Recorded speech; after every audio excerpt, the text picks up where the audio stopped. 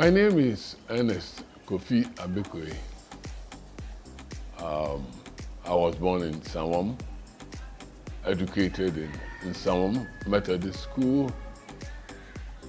I remember that I was in class 1 in 1944, and so you can see that that was about the war times.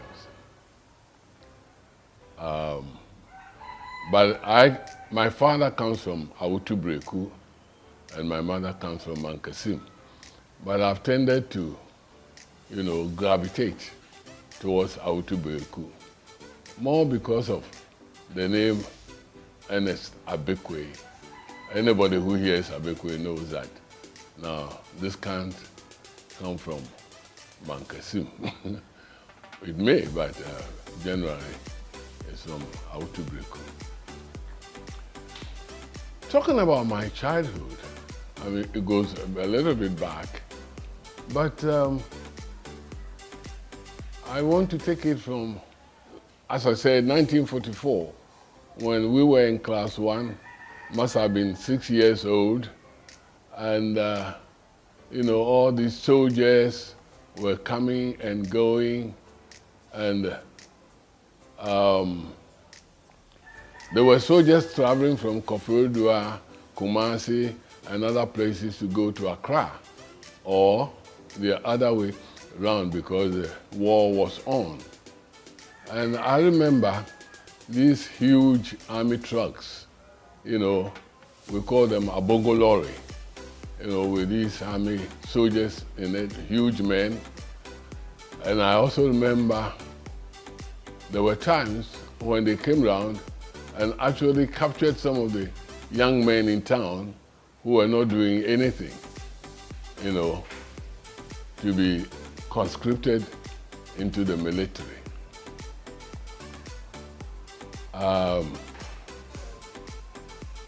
Soon after the war, the soldiers started coming back home. This was 1945, thereabouts. And I remember one big event was a Victory Day celebration, when everybody, every shop, every big house, put up decorative lights, like Christmas. And we rejoice and so forth, and they call it a Victory Day. And we got to know that the Allies had won the war over the Germans. Even before that time, the radio station,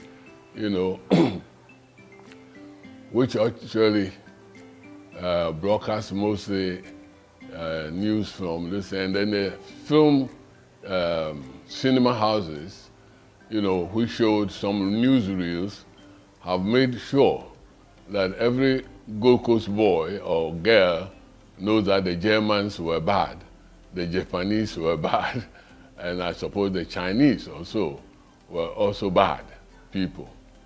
The Americans were good people, the English were good people. And even at that time, we began to know or be told about independence, because the war, the campaign, part of it was that the Germans wanted to enslave the whole world, and our brothers and uncles and fathers fighting for the Allies was to liberate the world, So I remember the Americans, especially the American soldiers, walking through our town, especially in Sansan was a commercial town and had a lot of soldiers going in and out. And we seeing them and them giving out cigarettes, even to young children, and biscuits and toffees, and sometimes some huge can of corned beef, and we used to tell them, we would follow them, because they were kinder than the English. We used to follow them and call them, Yankee, give me penny, or dash me penny, and anything, and they did. Then, soon after that, came the movement of the UGCC for the independence of the Gold Coast. And our fathers and mothers, attended rallies. They were read around. The UGCC shortened their name to Convention. It's the United Gold Coast Convention, and the slogan was Convention, so Convention, Convention. Then, of course, came Kwame Nkrumah, the showboy. And within a short time, he seemed to have moved the world and the country. And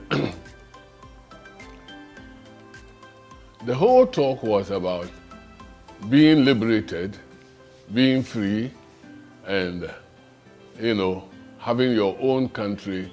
And so it was exciting the spirit of patriotism.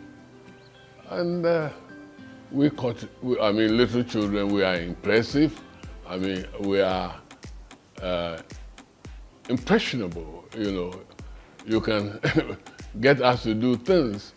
And by 1947, 48, I think we were around 9 years, 10 years.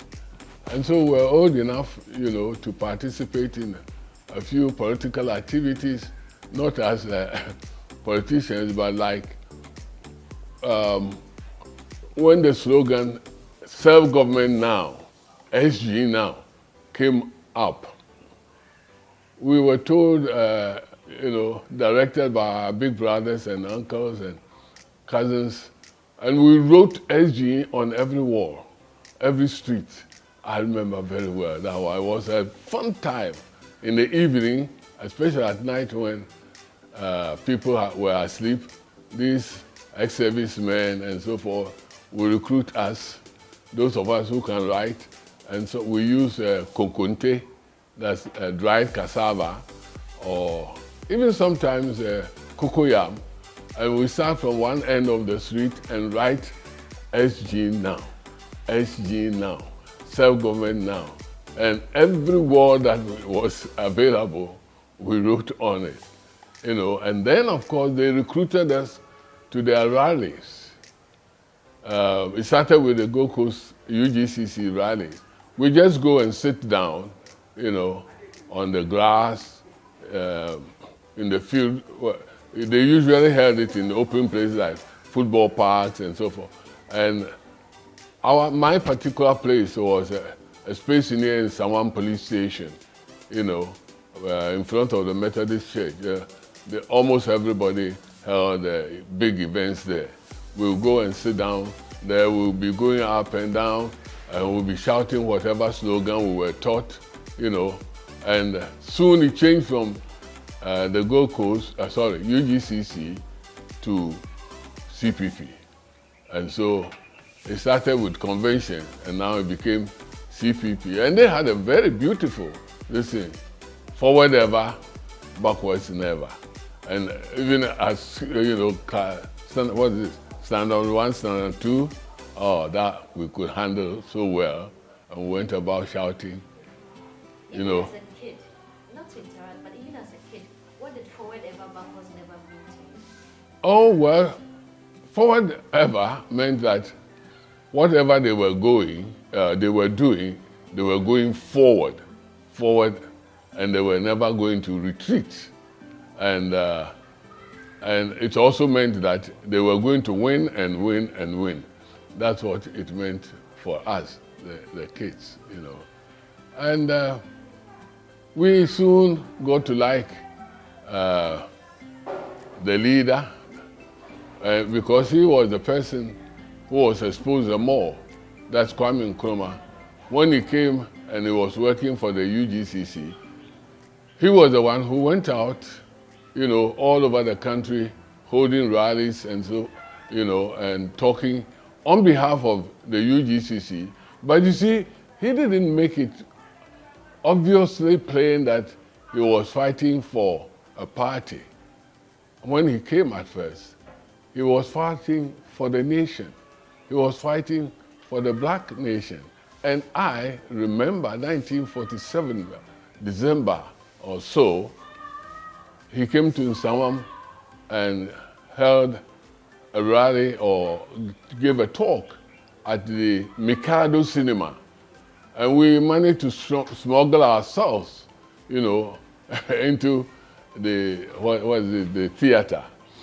And I was looking at this man and he was talking, and I was mesmerized. And I remember one thing he said that got stuck in my mind and heart and everything. He said, the black man is capable of doing a whole lot of good things. The white man does quite a lot of good things, but not always good for mankind. That the white man had made atomic bombs, which when exploded, kills people, destroys buildings and trees and so forth. And that when the black man, or when we become independent, we will make atomic bombs that when exploded will not kill human beings, but will rather make the desert flourish. And trees will grow abundantly. And, oh, wow. I mean, as a child, I went out that day from the hall, thinking, what a man is this? I must have been, about 9 or so. So I remember this one. And so from then on, when he was passing through in Nsawam, because at that time, to go from Accra to Cape Coast, to go from Accra to Kumasi, anywhere north, you have to pass through Nsawam. And Nsawam was a commercial town. It had a lot of rich people, not necessarily Nsawam indigents, but Gans, Kwawus, and so forth. So Nkrumah visited the place a lot. Later on, when I grew up, I understood why. It's also because of these rich people, who were supporting the cause. Then, after that, we went on, and the real battle for independence came 1948, when the soldiers rioted. Again, we were in school when we heard the explosions, and we didn't know whether to run home or to stay. And then they made the announcement that everybody should stay at the school until parents came for us. Of course, my parents wouldn't come for me, we knew, but we were many from the same house.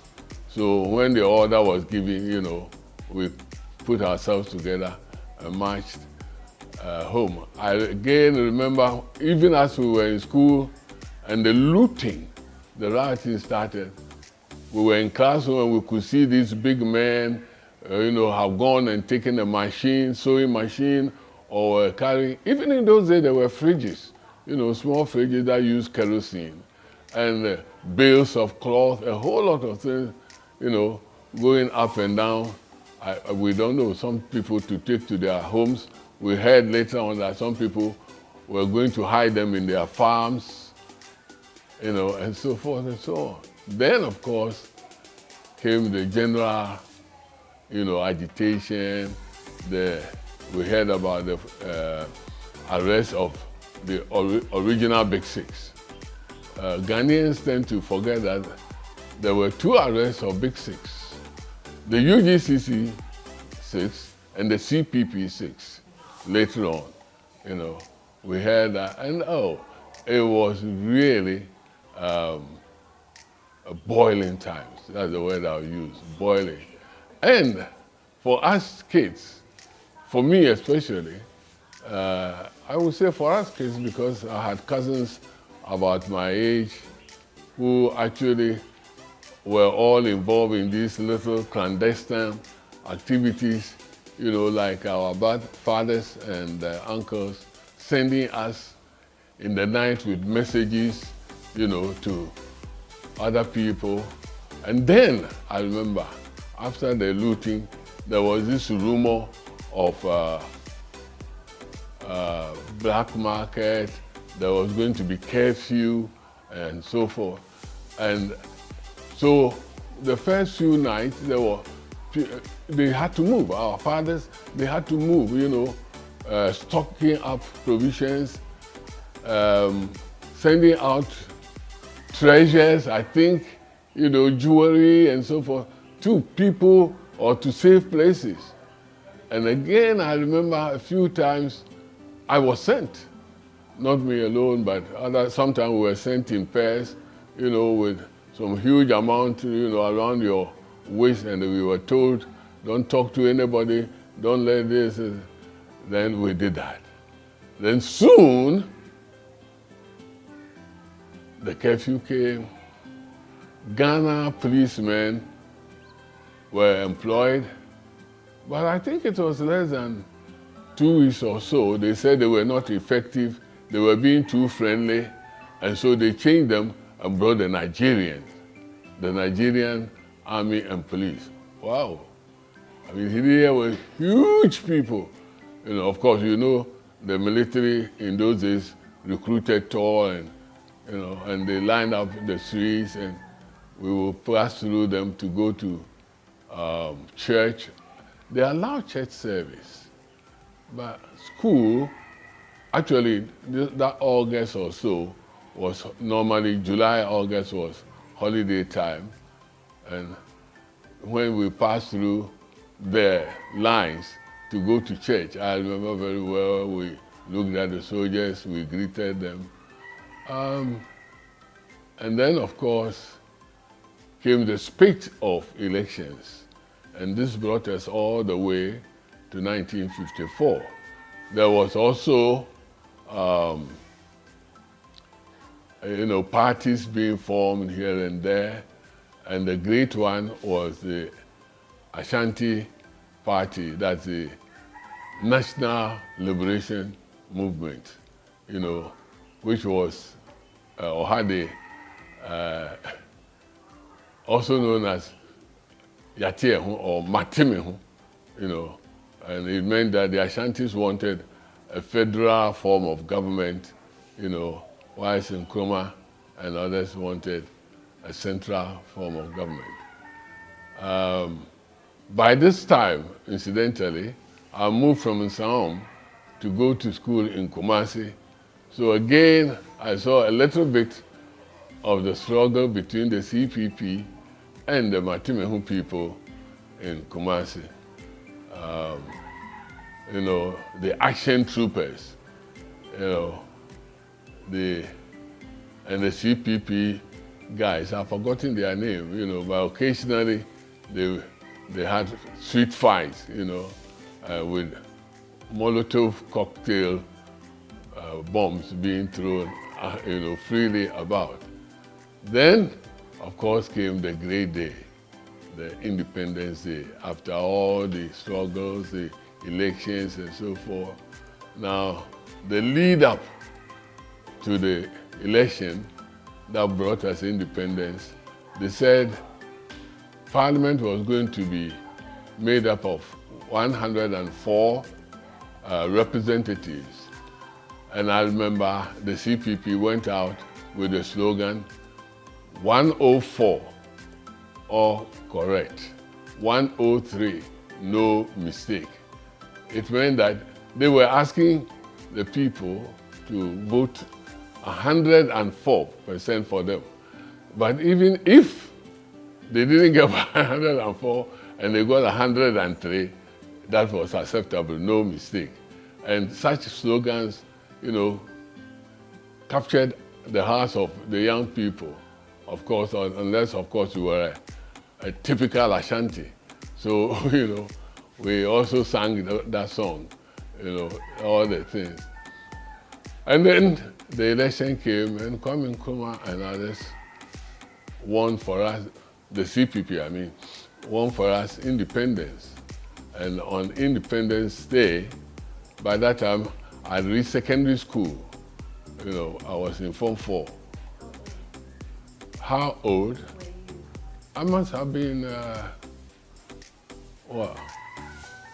19, yeah.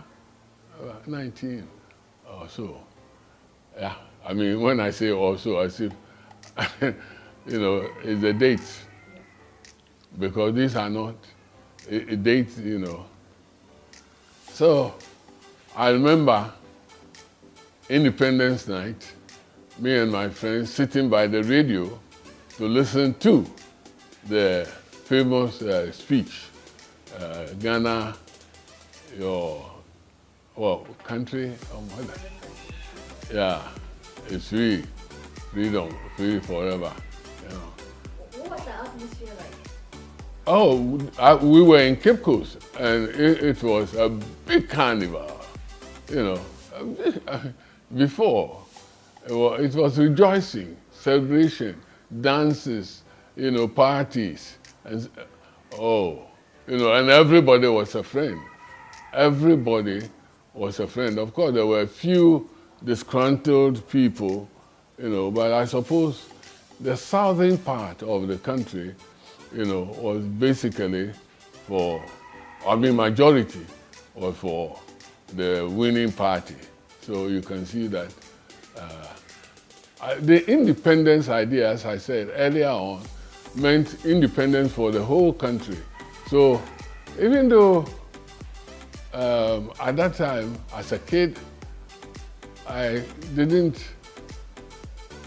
think about it that way. I mean, how much can a child reason? But we knew that we were made to know that we were under bondage, and now we are going to be free. I mean, I remember, but way back 47, when Nkrumah came and started, we prefer self-government to danger, to servitude in tranquility. Yeah, we repeated it several times in school. We talked about it, our teachers tried to explain to us, and it meant something, you know. It's a philosophical thing, you know.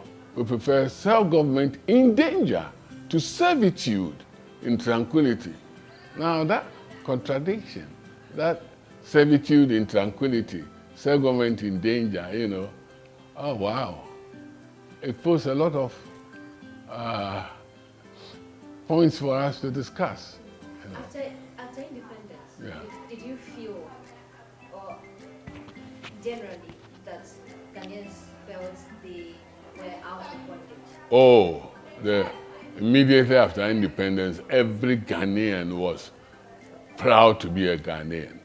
Every Ghanaian was proud to be and every Ghanaian was worshipped outside, especially by the African Americans, by other blacks and so forth, you know, all the way to Australia, all the way to the West Indies and so forth. Now here was a shining light. They have set the pace and we will follow. I remember a song, it didn't become too popular, but I think it was sung by an actress or singer called Petula Clark. And part of it says, we were looking for a united West Africa, and Ghana is free. When Ghana is free, Nigeria will follow, and then we shall become YWA or something. That's the United States of West Africa. We sang it too, you know. And I must say, everybody respected Ghana. Of course, don't forget that Ghanaians at independence, even though the educated people were few, but they were very well educated. You know, they were known abroad. And also, educational tourism, you know, was very strong then. And of course, people came here. People came, black and white, yellow and pink, all wanting to see which people are these, you know, that within a short time have won independence from the British. Do you think that you were ready for it? Like, you know, most people, now, when I have conversations with like most young people, my age and all, they say, oh, we didn't need independence, or we're not ready for independence. How do you react to that? You mean people your age at that time? No, I mean now. now, people my age now, Yeah. you hear people say, oh, we should have stayed another bit. Yeah, but they were not even born, so how would they know that we should have stayed? I mean, this... Based on the state of affairs now, how do you react to that? Well, I think that human beings will say what you have said, and even soon after independence, let's say about 10 years after independence, when the opposition gained the ascendancy, of course there were talk by some people that we shouldn't have had or we shouldn't have been given independence. But you see, if you understand what Nkrumah said then, I said we were kids. And even now that I'm grown up, I still believe that there is some value, something to be gained from being independent than being a slave, So if you mess your life up, that's your business. But it's not the fact that you shouldn't have been set free as a slave. I think that is wrong. We have messed our independence up. And I don't think we can even go back and call the British, come and make us what? Those people, what are they asking for? Is it possible for us? Military states most times. And we've had military takeovers. We have had military takeovers. More than even parties. So why are they complaining? So how are the military takeovers, governance under the military, life under military governance?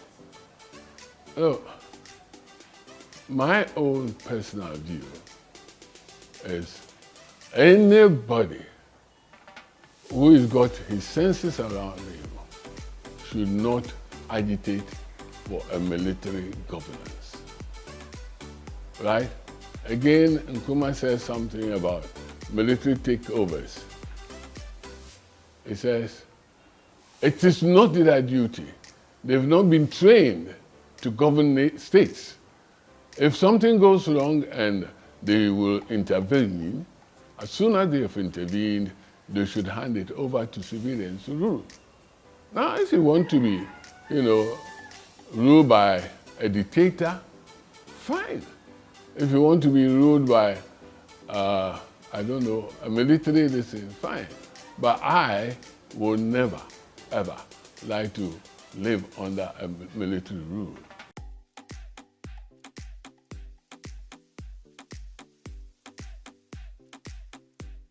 A lot of people my age will sound very disappointed. And it is true. Because from what I've told you from the beginning, the expectation, the ambitions, the desire, the growth of a nation, the glory of a nation, which we were made to expect after 60 years has not, materialized. When we were told that we could build our own schools, we could build our own hospitals, when we started establishing universities and medical schools and engineering schools, when even at that time, children had learned to love education. Even our illiterate mothers wanted to be educated with the introduction of mass education, and so forth. Now, if 60 years down the road, nothing has materialized, rather, what you had deteriorated, then you feel disappointed. Take one by one our educational system. It's gone down. If education at the time of independence and with the accelerated educational program, the free education, if it had been handled, properly, effectively, by now, educated people in relation to uneducated people in Ghana should be something like 90 to 10. It isn't so. Hospitals. We built medical school, and a few other places started or were going to build medical schools. Let us ask ourselves, what is the state of our health system now? Railways, transportation. We had railways. I told you at one point that I was educated or attending school in Kumasi. We went from Accra and Samam to Kumasi by train. And we were there about 3 years, there was never an accident. And think of the number of people a train conveys within a year. The Kwao people from Accra going to Kwao for Easter, so forth. What is the situation of our railways now? We have gone back. So anybody my age, taking these things one by one, Ghana Airways, by now we should have a fleet of about 50 or more. We don't have a single one. Black Star Line, shipping lines, roads. We know that by independence and soon after independence, we're going to build motorways. A small patch of it is the Tama motorway. And from the time Nkrumah left up to now, there hasn't been any. So how do you say that we have progressed? We haven't. We have retrogressed. And so a person like me will feel disappointed. Let me take something like broadcasting, Ghana Films, Information Services Department, Ghana News Agency, even our newspapers. What are they? How effective are they? Let us take something like corruption. Every leader who comes in, says, I'm going to fight corruption. But that's the end of it. And they say, justice must be seen to be done. Fighting corruption must be seen to be done. But if now, as has become the fashion, corruption has only been committed, and it is being committed by the party that just lost the election, then, because the party that is in place at any particular time is not prepared to jail its people. And also because we have a loose society where corrupt things that go on between parties and so forth cannot even be detected, And how am I, as the head of a party, going to persecute the person who funded my campaign? And apart from me, there's no other body, there's no other organization in this country that can get up and say, I'm, auditing this man and this and that. And so you get the situation that even the Attorney General will be hesitant, to prosecute the party in power's members. It's easier to prosecute the opposition. And for some of us, from observation, it may not be true. We even think that there is an agreed, understanding that, look here, when you go, don't prosecute us. When we come, we will not prosecute you. Of course, we've even heard them saying it. I mean, how Kufuor didn't want to prosecute the NDC and how Mills didn't want to prosecute the MPP. We know. They've said it, And so it goes on, And look, I've been in this country when there has been an overthrow of a government and this, thing like we are examining, investigating these people for corruption, where we have heard and seen that MPs, ministers, party people have bought land, built huge mansions in the name of the 6-year-old child. And so all the papers are this 6-year-old child's name and thumbprint. And it is accepted. I mean, even now, when I sit down and I hear this girl has been gifted a huge car, V8, on her birthday, and I ask myself, is it real? Even if it is not real, it is not something to, broadcast. For girls to know that without doing anything, if they only befriend a rich person, they get V8 and so forth. In other countries where they are serious, you, the giver of the V8, you undergo so much investigation. And as for the receiver of the V8, she or he will give it back because the taxes that he or she will have to pay. Well, all these things make us feel that nobody is serious to redeem the nation. Do you think that Ghanaians have generally given up? Well, I think Ghanaians are enjoying the situation because there are a whole lot of people who don't work in this country and they are not prepared to work. So the situation as it is suits them. All these slave queens and all these people who come on stage, after 2 days they say they have done this and so they become millionaires. And they know that nobody, no IRS or GRA is going to ask them any question. It suits them. It's okay. I mean, and now people are agitating that certificates are not necessary in society, but certificates are necessary. Whether you take an exam or not, somebody must certify that you are qualified to do this work.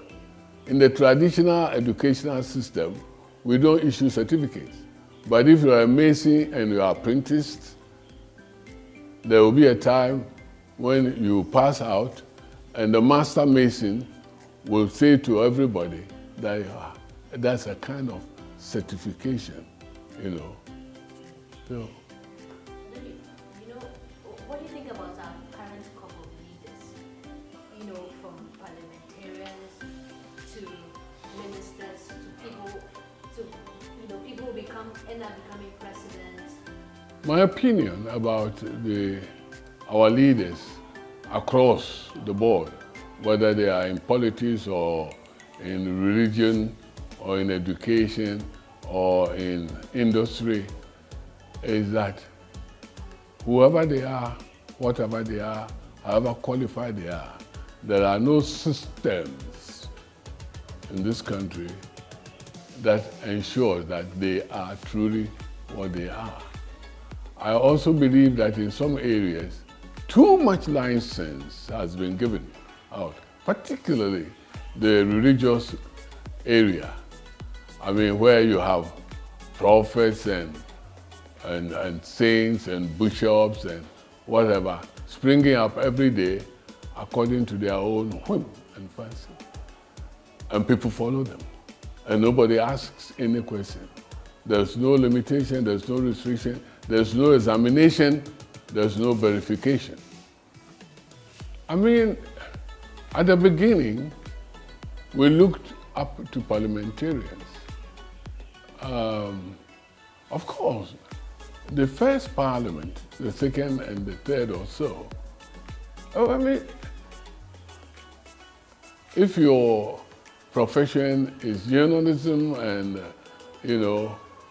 history, do the research and look at the quality of people we had in parliament then. The quality.